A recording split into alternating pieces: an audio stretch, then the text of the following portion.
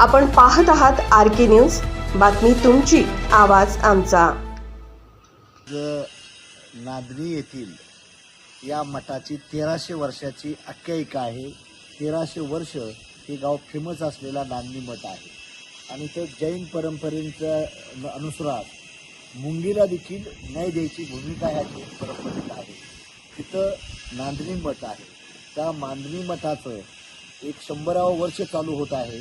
शांतिगिरी महाराज इथं प्रथम मुनी होऊन गेले, त्यांची 71वी पुण्यतिथी जयंती आहे आणि गेली 40 वर्ष माधुरी नावाची हत्तीन इथं राहत होती।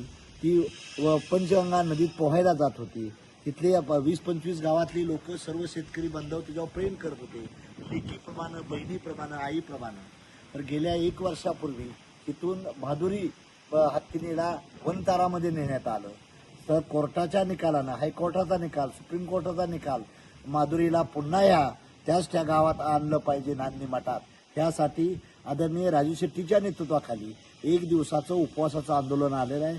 त्याला मी स्वतः राष्ट्रीय समाज पक्षाचा अध्यक्ष महादेव जानकर, माझा पक्ष ह्या आंदोलनात सहभागी आहे।